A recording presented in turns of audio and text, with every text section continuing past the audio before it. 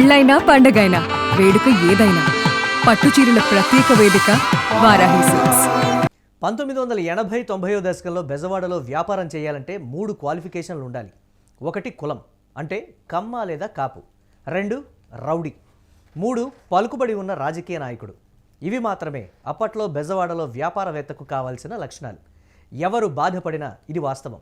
అలాంటి బెజవాడలో ఓ బీసీ సామాజిక వర్గానికి చెందిన వ్యక్తి వ్యాపారాన్ని స్థాపిస్తే బెజవాడ నడిబొడ్డున అల్లర్లకు కేంద్ర బిందువైన గాంధీనగర్, గుణదల, మాచవరం ప్రాంతాలకు కూతవేడు దూరంలో తన కలల వ్యాపార సౌధాన్ని నిర్మిస్తే అది సంచలనం కాదు, అద్భుతం, మహాద్భుతమే. అప్పట్లో ఈ అసాధ్యాన్ని సుసాధ్యం చేసింది ఓ కుమ్మరి సామాజిక వర్గానికి చెందిన సాధారణ వ్యక్తి. ఆయనే ఐలాపురం వెంకయ్య. పుట్టింది బెజవాడలో కాదు, పెరిగింది బెజవాడలో కాదు, కానీ బెజవాడలో ఐలాపురం హోటల్ను అప్పట్లోనే లగ్జరీ హంగులతో కట్టి ఔరా అనిపించారు. నగరంలో ఫేమస్ ల్యాండ్ మార్క్గా మార్చేశారు. ఇప్పుడంటే వివంతా, నోవాటెల్, హయత్ ప్యాలెస్ వంటి 5 స్టార్ 7 స్టార్ హోటల్స్ వచ్చాయి. కానీ ఒకప్పుడు ప్రముఖులకు ఐలాపురం హోటల్ పెద్ద దిక్కుగా ఉండేది. ఇప్పటికీ బెజవాడలో ఐలాపురం హోటల్కు ఉన్న క్రేజ్ వేరు. కులానికి తగ్గట్లుగా మార్పులు కూడా చేస్తూ వచ్చారు వెంకయ్య. బెజవాడ వచ్చే సినీ, రాజకీయ, వ్యాపార ప్రముఖులకు బస్టాండ్కు, రైల్వే స్టేషన్కు దగ్గరగా ఉన్న ఐలాపురం హోటల్ మెయిన్ డెస్టినేషన్ అయ్యేది. వంగవీటి రంగా హత్య తర్వాత బెజవాడలో వ్యాపారం చేయాలంటే భయపడేవారు. ఎప్పుడు ఏ అల్లర్లు జరుగుతాయో అనే ఆందోళన ఉండేది. అయినా సరే ధైర్యంగా, ధీటుగా నిలబడ్డారు ఐలాపురం వెంకయ్య.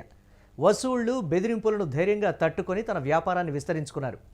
పల్నాడు జిల్లాలోని గురజాల నియోజకవర్గంలో సమస్యాత్మక గ్రామంగా చెప్పుకునే తుమ్రుకోట గ్రామంలో ఐలాపురం రామయ్య, కోటమ్మ దంపతులకు జన్మించారు వెంకయ్య. 1946లో పల్నాడులో ఏర్పడిన కరువు పరిస్థితుల కారణంగా వీరి కుటుంబం విజయవాడకు వలస వచ్చింది. నాటి నుంచి అంచెలంచెలుగా ఎదుగుతూ విజయవాడలో చిన్న చిన్న వ్యాపారాలు చేసుకుంటూ నిలబడ్డారు వెంకయ్య. ఆయన భార్య ఇందిరాదేవి నిర్మించిన హోటల్ వ్యాపారాన్ని విస్తరిస్తూనే బీసీ సామాజిక వర్గాల అభ్యున్నతికి విశేష కృషి చేసేవారు. బీసీ సామాజిక వర్గాల అభ్యున్నతి కోసం నిరంతరం కృషి చేసిన వెంకయ్య బీసీ ఫైనాన్స్ కార్పొరేషన్ ఏర్పాటులో కీలకంగా వ్యవహరించారు.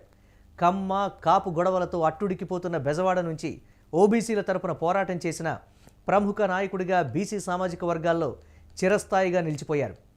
1968 నుండి ఆంధ్రప్రదేశ్ శాలివాహన సంఘం అధ్యక్షుడిగా దశాబ్దాల పాటు సేవలందించిన ఆయన అప్పట్లో కాంగ్రెస్ పార్టీలో కూడా తన వంతు సేవలందించారు.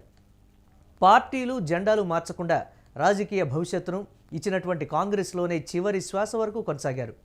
కాంగ్రెస్ పార్టీలో సుదీర్ఘకాలం పనిచేసిన ఆయన ఆ తర్వాత ఉమ్మడి రాష్ట్రంలో కృష్ణా జిల్లా స్థానిక సంస్థల నియోజకవర్గం నుంచి 2 సార్లు ఎమ్మెల్సీగా ఎన్నిక కావడం గమనార్హం. తొలిసారి ఎమ్మెల్సీగా పోటీ లేకుండా గెలిచినటువంటి ఆయన 2012లో టీడీపీ అభ్యర్థి గుత్తా శివరామకృష్ణపై మాత్రం ఉత్కంఠ పోరులో 182 ఓట్లతో విజయం సాధించారు. కరువు ప్రాంతం నుంచి వలస వచ్చి బెజవాడకే తలమానికంగా మారిన హోటల్ను నిర్మించి ఎమ్మెల్సీగా, బీసీ నేతగా ఆయన చేసిన సేవలు ఎప్పటికీ ప్రత్యేకమే. అందుకే రాజకీయాలకు అతీతంగా ఆయనకు ప్రత్యేక గుర్తింపు లభించింది. వివాదాలకు దూరంగా ఉండే ఐలాపురం వెంకయ్య తన పని తాను చేసుకుని పోయేవారు. అందరితో సౌమ్యంగా ఉంటూ అనుకున్న లక్ష్యాలను సాధించేవారు అని ఆయనతో పనిచేసినటువంటి వారు ఎప్పుడూ చెప్తూ ఉండారు. సేవా కార్యక్రమాల పరంగా కూడా ఆయన మంచి పేరు తెచ్చుకున్నారు కూడా.